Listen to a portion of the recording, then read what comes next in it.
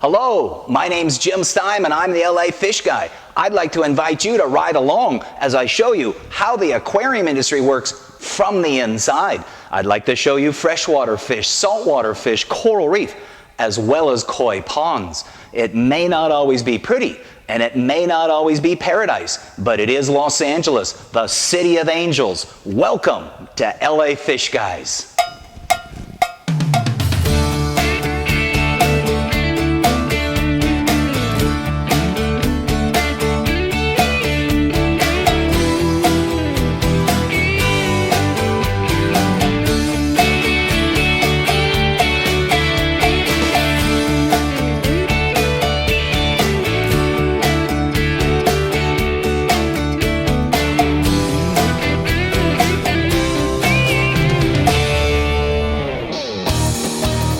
Ever since the Spanish founded the City of Angels back in 1769, Los Angeles has held a significant attraction for many people, both men and women. It's been said that the country is built on an angle, and that all the loose screws and overzealous nuts roll into LA. People from as far as the land of Lincoln and the state of peaches and cream, all with dreams of stardom and wealth, flock to her doorsteps. Over time, a population of locals has acclimated, and many of these people have roots, relationships, and have made investments of time and money. These residents have developed products, have set up large 500 and 1,200 gallon systems, or are providing specialized services. The following stories are of locals who have built big, provide the unusual, or offer a woman's touch in a male-dominated industry. Down near LAX International Airport on 104th Street, also known as Fish Wholesaler Road, is Sea-Dwelling Creatures. Ariel Freudenthal, managing partner of Blue Light and recently recognized as one of the few women in the aquarium industry, is moving into her new office and setting up shop.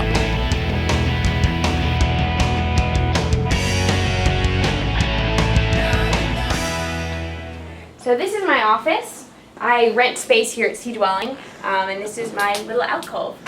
This is the Blue Life Control Center. I've got my 3 monitors, one for all the invoicing and packing slips, the other for artwork and all kinds of stuff. So I do some of my own labels, and if an artist sends me something, I like to edit it a bit, put my own touches to it.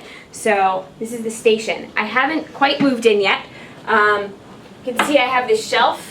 I did have it up here, decided to move it, so I've got to patch up these holes because I didn't do it right.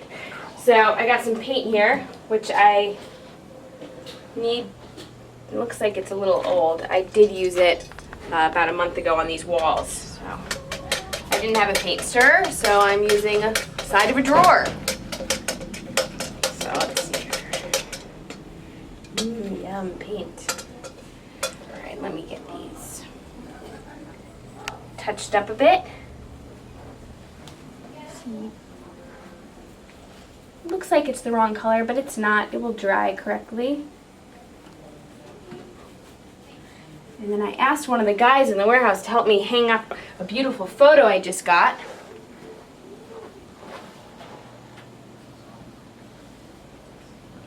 So we'll be hanging that today too.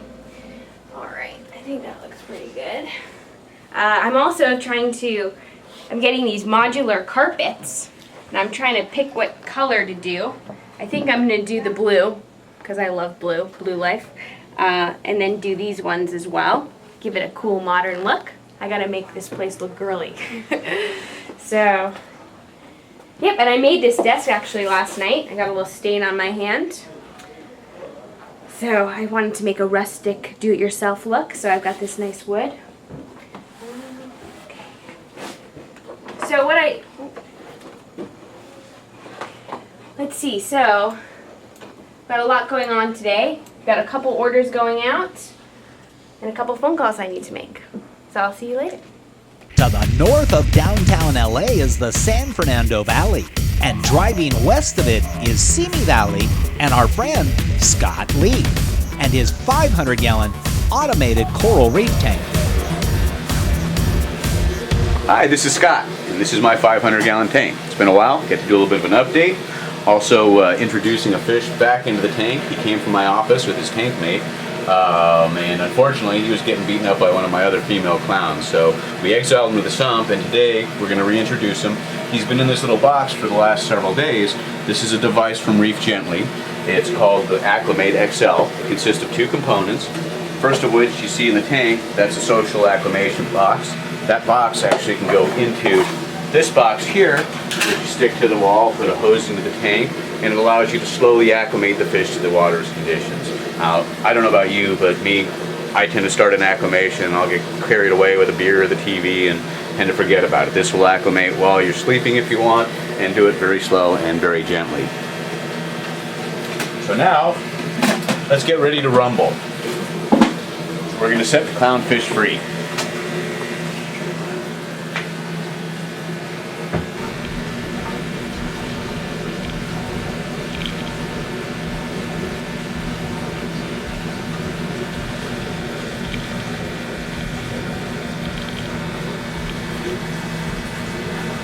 Not bad, no brawls yet.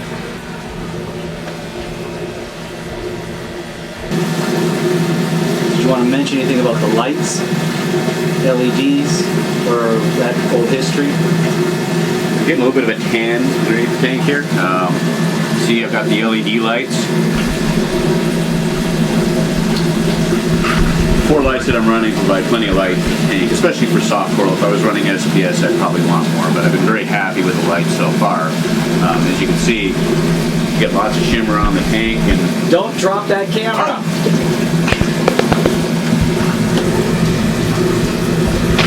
Alright, so we got our big anemone here. It's actually the size of probably 2 dinner plates. It's measured over 24 inches long. Get in there on the tentacles and take a quick tour around the tank. Top. We're over here by our little mushrooms. And we got some other soft coral colony there that I don't know what the heck it is, but it looks cool. And the other corals. And you should see the little coral banded shrimp under here too. There we go. Coral banded shrimp there.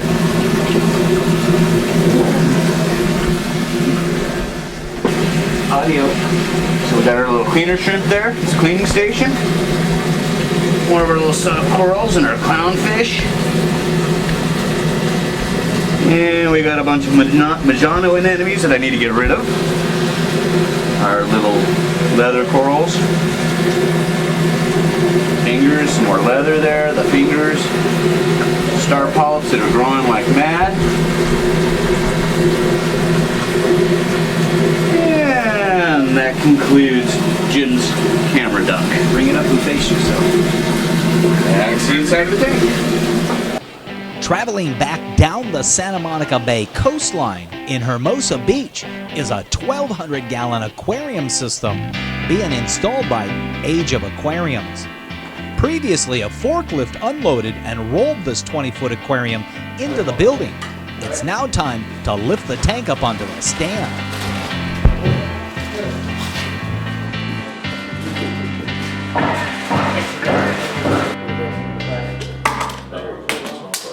What is that? So 4 sliding on the stand? Yeah. Oh. Clever. Carlos has some Vaseline in his truck.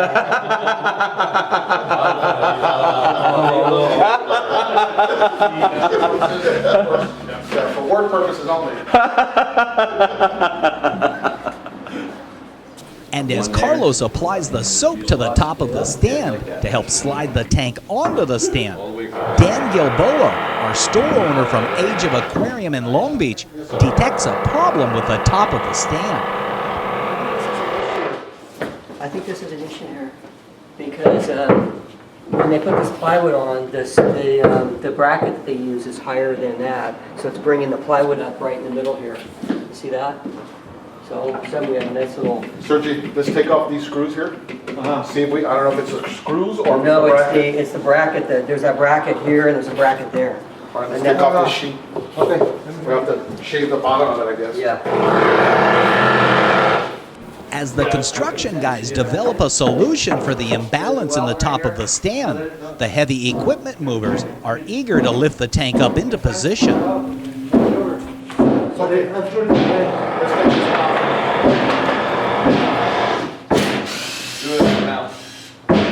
I'm just a little concerned about the stand isn't totally flat, so someone's pushing the plywood up. And while Dan confirms the variance in the surfaces on the top of the stand, Steve Miller of Dunkel Brothers moves the hydraulic stacker into position. The construction guys determine the quickest solution is to sand down the two surfaces of the top of the stand.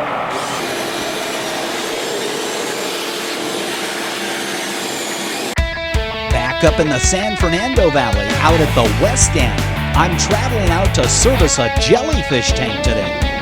The jellyfish are doing well, but slowly getting smaller. I've decided to test for nitrate and phosphates to see if this is what's causing the decline in their size.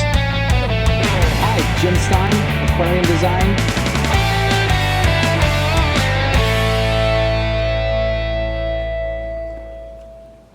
So you can see here, the jellies are doing okay, but realistically, I think they're actually getting a little bit smaller. Now we have increased the amount of food to actually twice a day, and you can see that the food, which is a packaged, freshly hatched baby brine shrimp, that they're definitely consuming it. So I don't think it's a case of the amount of food. To a minor degree, one might question the nutritional value of the food. I mean, the reality is, when do jellyfish, in particular in the wild, come in contact with freshly hatched baby brine shrimp? So I understand the nutritional value of the baby brine shrimp, but is it the most appropriate food for the jellies? So we're looking into the food issue, more specifically maybe trying to do some kind of a plankton troll and collect our own food, and depending upon how difficult that is, maybe we actually try packaging it for future jellyfish sales. But aside from the nutritional aspect, maybe it's a water quality issue. Now, I've checked the salinity a number of times. It's 1.020. I'm using real ocean water. The pH is a strong 8.3, 8.4. So I doubt if that's the issue. I'm going to go ahead and test for nitrate and phosphate, because potentially that could be the issue. Just like in a coral reef, it does bother the corals. It also creates a very fertile environment, which we all know about algae growth. In the jellyfish tank, there's not a whole lot of light, so I don't expect an algae issue. But it's possible nitrate and phosphate could be the answer as to why those jellies are getting smaller and not bigger.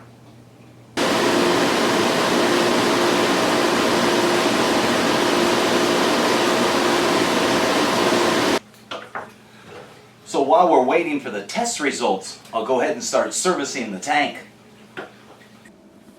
But the first step in the process is to get in there and siphon out the debris that's settled at the bottom, and to do so in a way of not sucking up the jellyfish.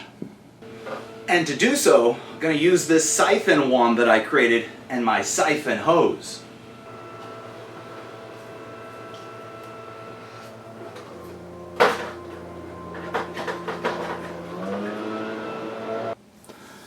And now that we've gone through and been able to extract that loose debris that piled up down in the bottom corners, it's now time to go through and wipe the interior free of algae that's growing in the tank, as well as some sediment and basically bacterial slime that grows on the panels.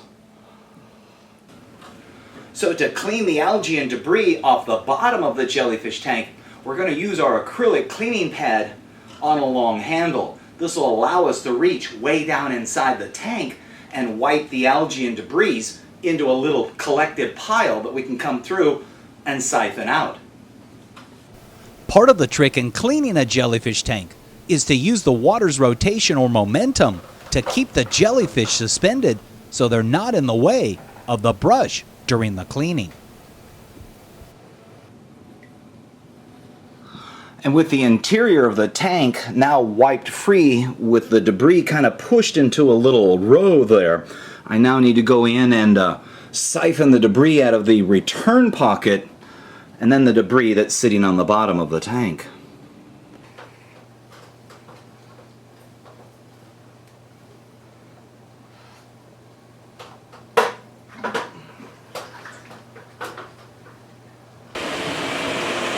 So now that we're done cleaning the inside of the tank, we can go ahead and add the additional 5 gallons of real ocean water. Let's go ahead and see where we're at with the test results.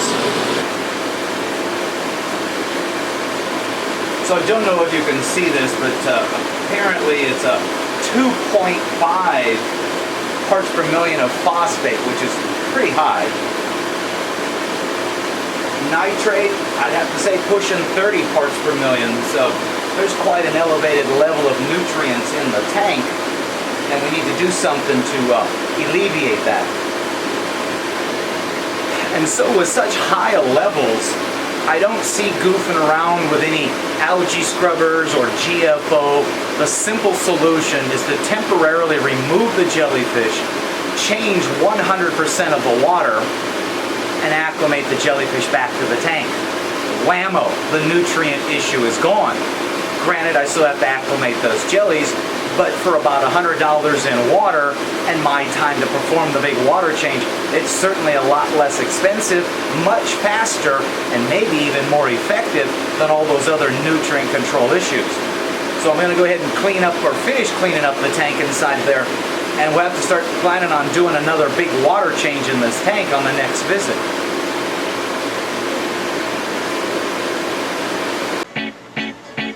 Hi, I'm Mark from Mark's Tropical Fish here in Studio City, California. Here at Mark's Tropical Fish, we specialize in all aspects of the hobby. Whether you have a coral reef, a saltwater aquarium, freshwater aquarium, or a koi pond, we can help you in all those areas, including servicing for home and office. Here we are in front of my location at 12063 Ventura Place in Studio City, right near the intersection of Ventura Boulevard and Laurel Canyon. We're located right off the 101 freeway at the Laurel Canyon exit, in close accessibility to all the cities in the valley and the LA basin. We're open Monday through Friday from 10 a.m. till 7, Saturday 11 a.m. till 6, and Sunday 11 a.m. till 5. We also have rear parking in case the metered parking is taken up on the street. Hope to see you soon.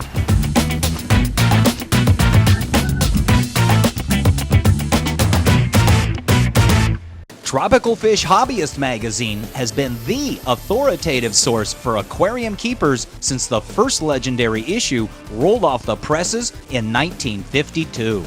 With informative articles month after month about the fascinating world of freshwater aquariums, saltwater setups, paludariums, ponds, and more, illustrated in crisp detail by the world's top aquatic photographers. TFH covers it all.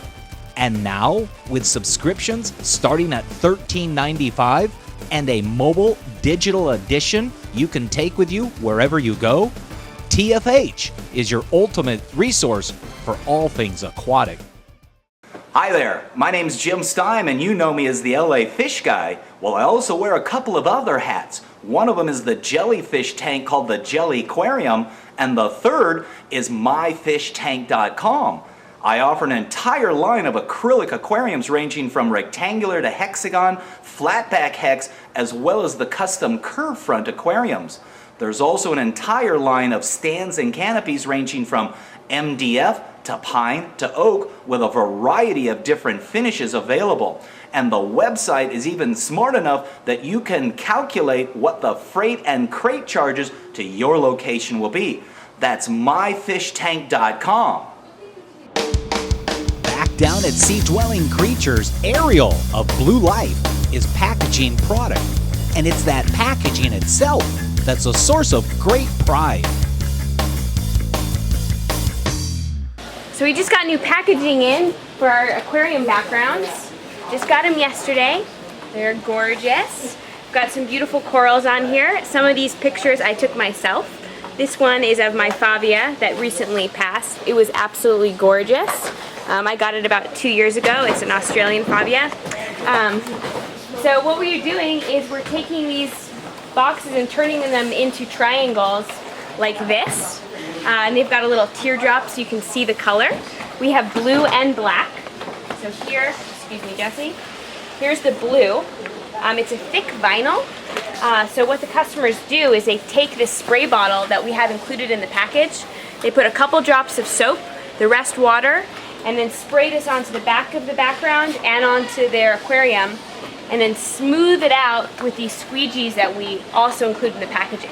And it looks absolutely flawless. So, good job, Jesse.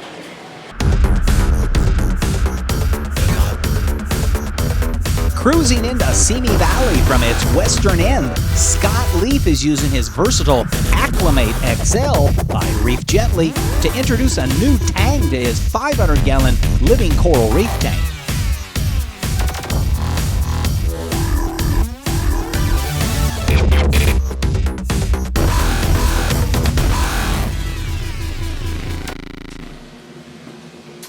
So now that we've completed our social acclimation and the poundfish is in there, well, hopefully not brawling too badly, it's time to acclimate a fish that Jim brought me.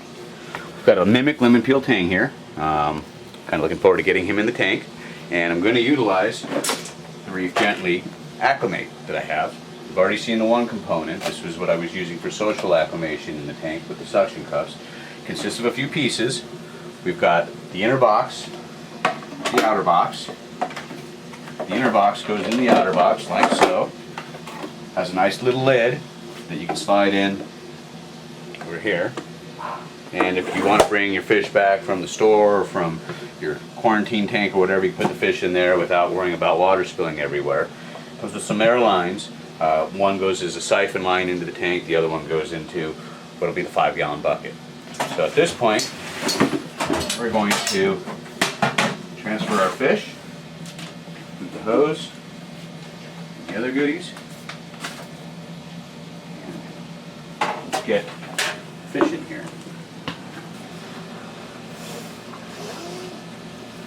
Put him in there.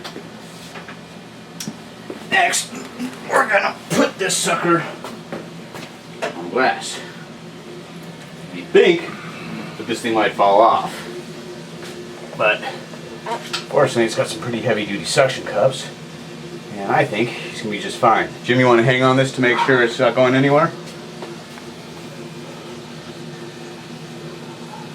So we've got the Reef Gently Acclimate XL all set up. I had to add some additional lengths of line because my system is bigger than probably most of their customers. So we've got that set up.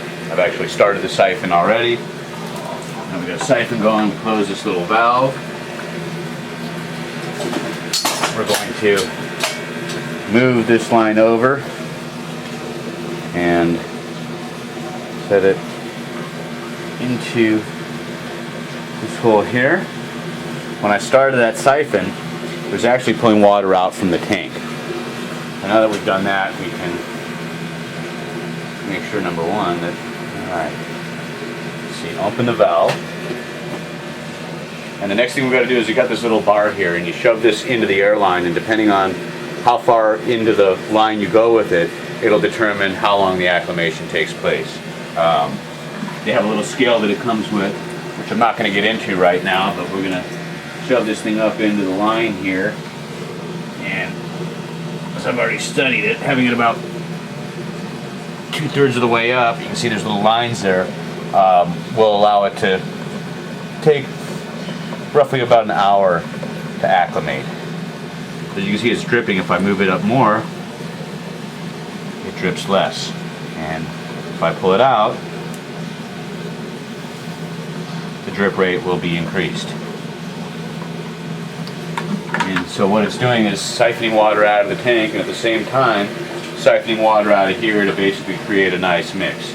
Water comes out of the tank up high in here, and then water is siphoned out through this line from a lower point in there, continually exchanging the water from the acclimate into the bucket and from the tank into the acclimate. So now that we've done that, let's move on to the next part, and we'll go talk about some other stuff on the tank. Alright, so we're outside my house now. This is my water storage shed. Got 100 gallons of reverse osmosis DI water. Got another 100 gallons of salt water here. I've got my RODI filter. That's my top-off pump there. And this is also where my water changes are managed from. So essentially, when I evaporate water to a certain point in here, my RODI filter turns on and automatically fills up my top-off water. Salt water, on the other hand, when water is evaporating, I have to manually transfer water into this tank, and I do so by pushing a button over here, a garage door button that's actually attached to my apex. When I push this button, the pump down here, the mixing pump, will turn on for an hour. That pump automatically comes on every 3 hours, and it does so for 15 minutes to stir the water that's in there. But when I want to transfer water, I turn on the pump, I open up a valve here, close that valve down there, and it allows water to be pumped directly from this tank into this tank, where I'll add some salt and be done with it. And I have to add water about once a week is about when I add water to here. Now, this is the Genesis Renew, and this is what I use for my water changes. Previously, I used a device called the Liter Meter 3, which consisted of a dosing pump and a remote dosing pump. One pump would take water out of the tank and pump it out through the house to a drain that we have down here. The other pump would pump water out of the saltwater tank into the sump. And it's a little tiny dosing pump. The problem is that those things do require maintenance, and with those type of devices, if you fall behind on your maintenance, next thing you know, one pump may be pumping water in or water out while the other one's not pumping. So at some point I decided to make a change for the Genesis. I've been contemplating it for a little over a year. It's a fairly simple system, but it works very, very well. It consists of a pump in this tank, another pump in the sump. We have these little metering reservoirs here. There's one here and one under the sump in the house. Each one of these is a gallon. And what happens is, at a specified interval from the controller, it will pump water from the saltwater tank into the metering bin. It has 3 lines, one line in, one line that is actually returned to the water storage device, whether it's your sump or your holding tank, and another one that goes to the sump or to the drain. In this case, I have one coming from the saltwater tank from the pump, one going to as a return line, and the other line goes through the wall into the sump. And what I do is, with the controller, you can program it for continuous, daily, or weekly, and then you can set the amount of water that you want to transfer in gallons. And so what I do is I have it programmed to 3 gallons a day and have it set to daily, and basically every 6 hours or so it'll turn on the pump water into here. After a minute, the water will drain out of there into the sump in the other room, or in the house actually. And the same thing simultaneously will happen in the sump. The pump will turn on there, pump water into the Renew metering bin, and after a minute it'll drain that water directly out. And incidentally, these metering bins, they have float switches too. So what'll happen is water will reach a certain level. There's a standpipe in there set exactly at a gallon, so it can't overflow it, can't overfill it. And when the float switches sense that it's full, it actually shuts the pump off. So the pumps might run for 30 seconds or 40 seconds. They shut off. Handful of seconds later, the valve will open. There's a solenoid in here that allows the water to drain out.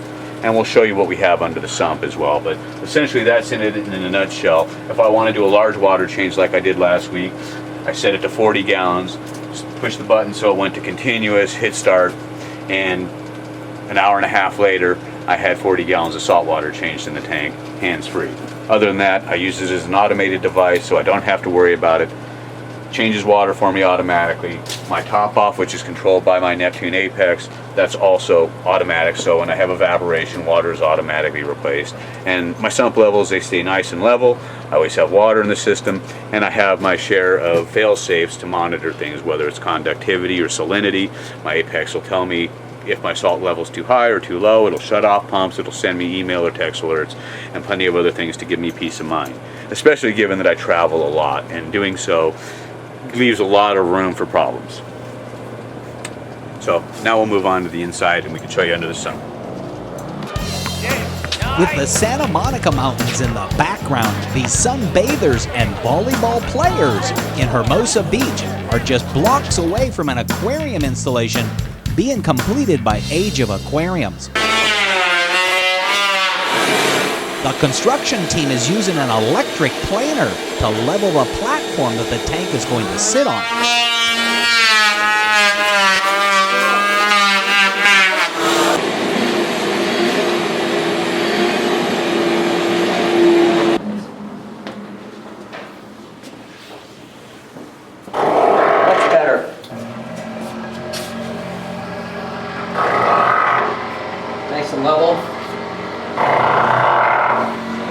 way we like it. With the top of the stand now level, Steve Miller of Dunkel Brothers can now center the tank and begin to lift it up onto the stand. Yeah, we're on target, dude. Steve is using a hydraulic stacker, sort of a manless forklift that is capable of lifting 3,000 pounds. His challenge is to find the center of the tank so that as he lifts the tank, it doesn't fall off either one of the stacker's two forks. You want to see the height real quick? No. It's a little heavy on this side, Steve. Okay. You good? Yeah.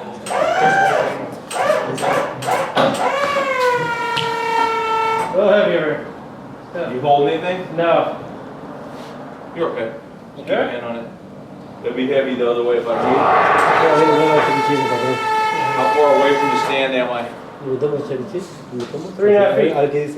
You come in.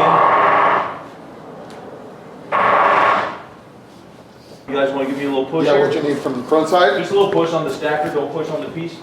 I'm sorry, push on Push what? on the stacker. There you go. Ready? Whoa. What do you got in there? You're rocking? No. Just the blade. You're going to have to come up right there. Good right there? Okay, going up.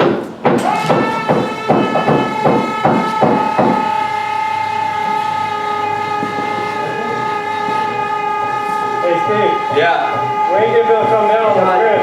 What's that? Our height's going to be too tall to come down on the screen. Well, let me get my tips on the stand, okay? Can we make it? Yeah, all right. Come on up.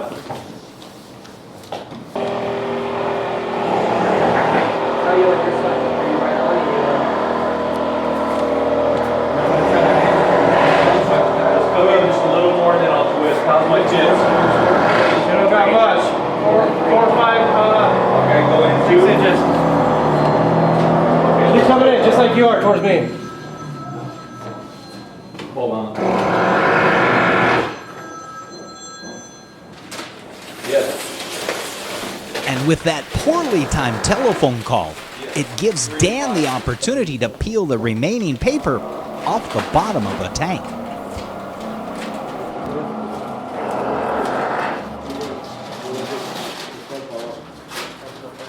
We've got the aquarium in position. The last step is to actually drop it down onto the stand. And the problem is figuring out how to do that without and get the forklift forks out at the same time.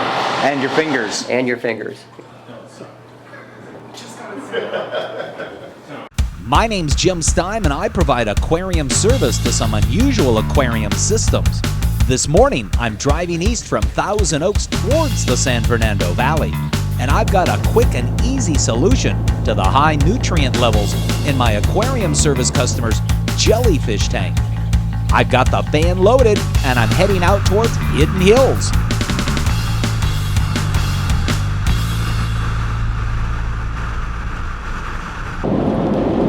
We're en route this morning. We've got 100 gallons of real ocean water here in the back of the van. Our intent today is to do a 100% water change in the Jellyfish tank. What we're trying to do is bring down or eliminate the nutrients that have built up in the system, the phosphates and nitrates. Instead of putting some equipment on there to try to bring it down slowly, it turns out that it's much quicker, a lot more efficient or effective to just eliminate the water containing the nutrients. In this case, we'll pull the jellies out of the tank first, we'll clean the tank, we're then going to dump all the old water and we'll pump the new water back in.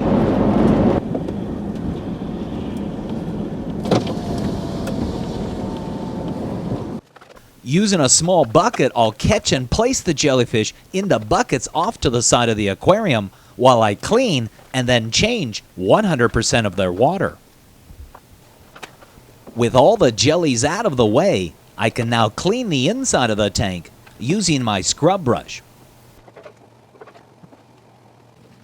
Once cleaned, it's time to use the sump pump and a hose to drain all the water out of the tank. It should be noted that we're doing nothing to disrupt the wet-dry trickle filter, as we do not want to disrupt the biological aspects of this aquarium system.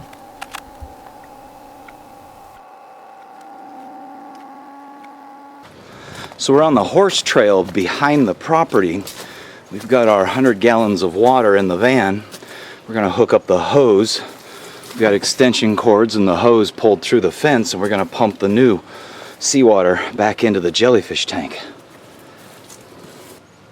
Once again, I'll use that sump pump, and after plugging it in, I can pump that 100 gallons of clean ocean water back into the jellyfish tank. With the jellyfish in the buckets off to the side, I'm going to dash off to another aquarium service. I'll return shortly, as this will allow my chiller to bring the temperature down to the desired 65 degrees. Next time you're near Long Beach, California, take the time to stop in at Age of Aquariums, 2642 Cherry Avenue, just off the 405 freeway near Signal Hill. Age of Aquariums carries a full line of dry goods, supplements, and exotic equipment. Age of Aquariums also carries a wide assortment of living corals, coral frags, as well as fresh and saltwater fish, ranging from the usual, the unusual, and the bizarre. Age of Aquariums is located at 2642 Cherry Avenue, Long Beach, California, near Signal Hill. Open 7 days a week. Call 562-438-6252 or visit ageofaquariums.biz. Does your aquarium look like this? Would you like it to grow less algae? Algae scrubbers work! And for the latest in convenience, simplicity, and low cost, meet the Hog Upflow Algae Scrubber. Air pump driven and LED light illuminated, the Hog fits easily into your sump or aquarium. For more information, visit santa-monica.cc.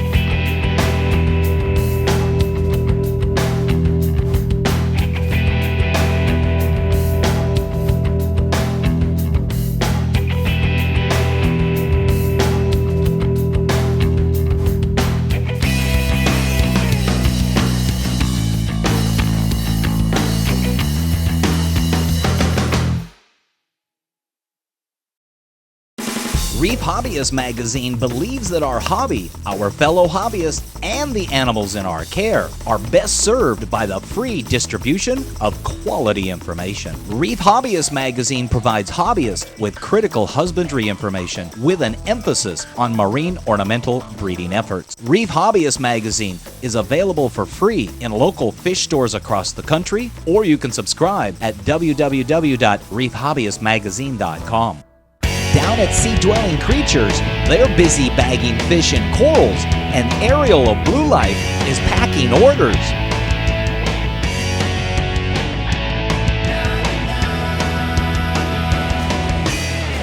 We have an order going out to Canada today of ClearFX Pro, Safety Stop, Phosphate FX, all of our top sellers. So he's going to give some of them a try. So we've got our ClearFX Pro here. That's our all-in-one filtration media. It does really well. Keeps your aquarium spotless and phosphate-free. Then we've got a whole box of our red cyano and our flatworm RX. Let me grab a Safety Stop. Safety Stop is our new product we got in January. Let me grab one. This is the product. It's a two-part fish dip. So you take your fish home from the aquarium store, you acclimate it, then you take a gallon of water from your fish tank, put part A, which is the green, into that bucket, that gallon of water, put your fish in, let it sit for 45 minutes, then you do the same thing with part B. So a gallon of water from your aquarium, put the fish in there, let it sit for 45 minutes. What that's going to do is help get rid of the external bacteria and parasites. Not 100%, so it's still better to quarantine. They can still have some kind of internal parasite or disease. It's a safety stop. It's not 100%, so still quarantine. But if you're not going to quarantine, at least do this. Or if you have really sensitive fish like mandarin gobies that are hard to quarantine, this is the next best thing.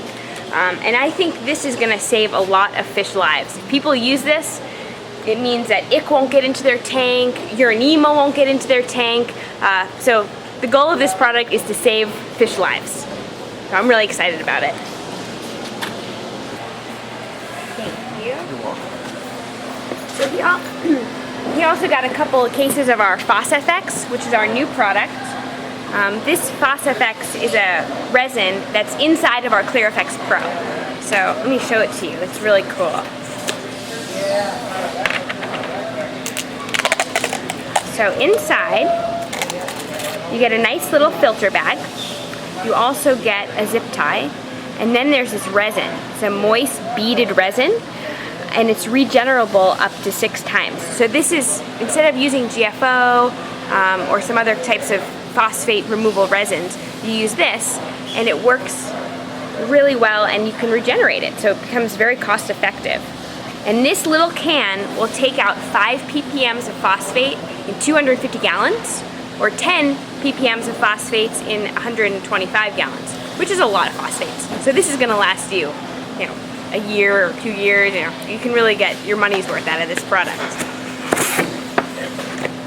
This is our ClearFX Pro. This is our top seller, our bread and butter for Blue Life.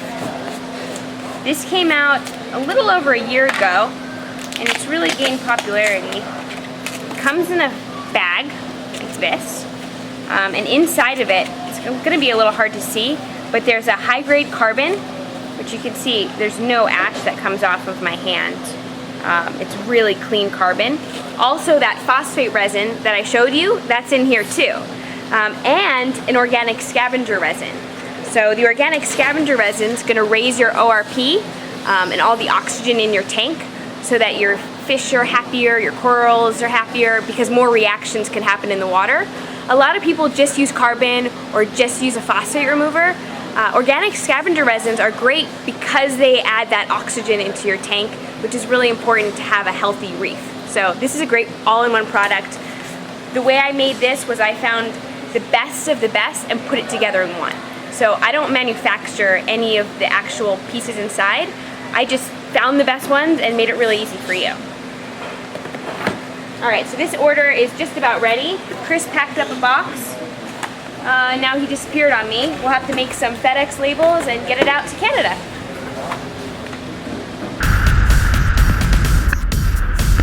We're cruising back out to Simi Valley and catching up with Scott, discussing his water change process in his automated 500-gallon coral reef tank. So while we were outside in the shed, we discussed the Genesis Renew automatic water change system. We're now in the house again, under the tank. This is the other component to the Renew. That's the second metering bin. And essentially, when it's time to do a water change, a pump in the sump pumps water from the sump directly into that metering bin.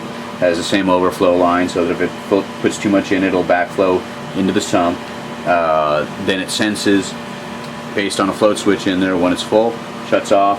Solenoid opens through the line in the very back and allows the water to travel out the house into a drain outside. And essentially that's it for the water change system. We'll talk a little bit about my filter system. It's been a while, so I might as well update you. We've got our UV. This is an Aqua UV 114 watt UV sterilizer.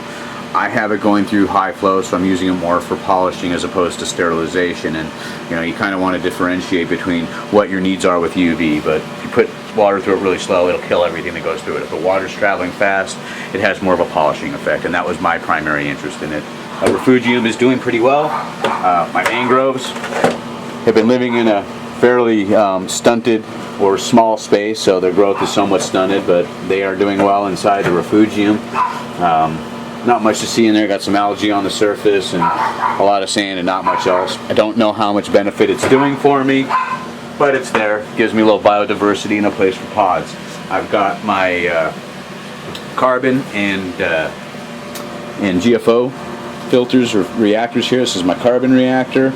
There's my GFO reactor down there. And if you look up, this is my manifold where I can control the flow through the reactors, adjust them by the valves.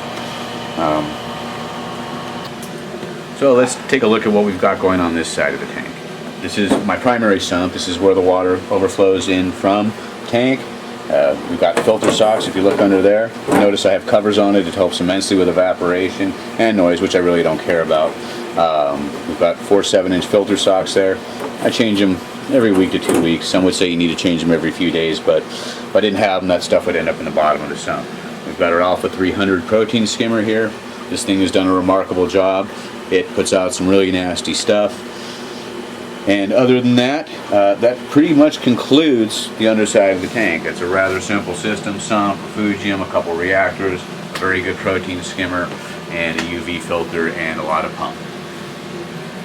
Alright, so it's been about an hour and a half. Fish is acclimated and ready to go into the tank. It happens that we're at sunset right now. We're going to close our valves, stop our siphon. Oops, we need to do that. And release the fish. Now incidentally, it happens that it's getting into the evening and we have sunset going on here in the fish tank, which is one of the things that I really like about the LEDs, is a natural sunrise, sunset. In this case, my tank sunrises from the east and works its way west, and the sunset starts dimming in the east and works its way to the west side of the tank. Now we're going to pull these little things off. Spill the fish on the floor? I hope not, actually. And so it's time to move the fish from the tank. It's pretty simple. Just take out the acclimation box here. I think it's better than using a net. Stretch the fish a little bit. Moving in. Acclimation complete.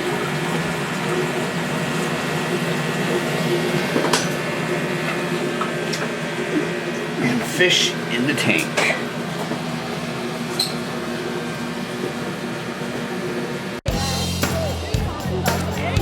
It's a great day down at the beach in Hermosa Beach, and just up the road, Dan Gilboa of Age of Aquariums is installing a very large aquarium. Steve Miller of Dunkel Brothers has lifted this 20-foot long tank up onto its metal stand and is now aligning the front of the tank with the front of the metal stand.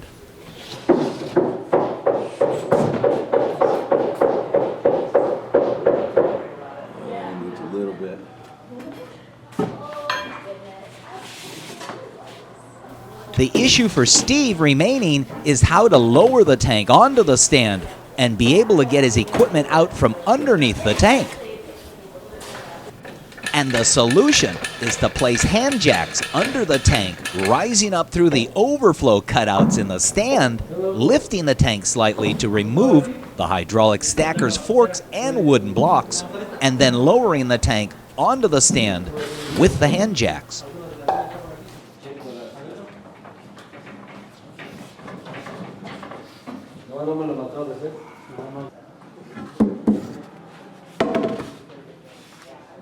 So Dan, this documentary is going to be aired just on YouTube for you? Dan's got a series on YouTube called Fishguys, and he's got, I don't know, there's 10,000 people that follow it. He puts out weekly or monthly episodes. And it varies. See how important it is to run your blocks, not in the corner. Yep. With jacks at both ends of the tank, Steve slowly and by hand lowers the 2,800-pound tank onto its metal stand.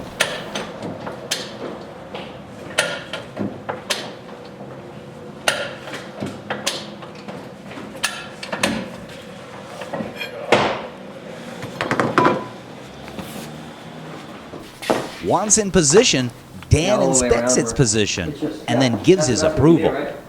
Pretty much. Yeah, it's pretty much even. Ready? Yeah. We're straight on this way, aren't we? Looks like we're straight on here.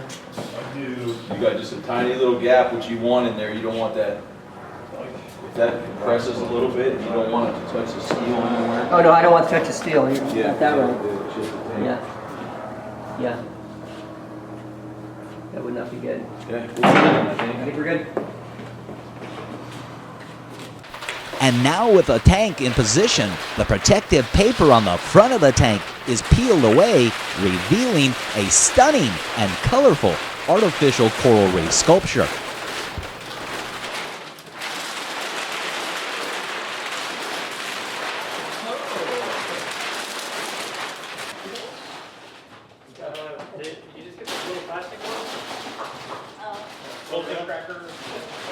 With the placement of the tank, the plumbing and the filter system can now be installed. And if you recall, the filter system sits behind and above the tank. But that's another episode.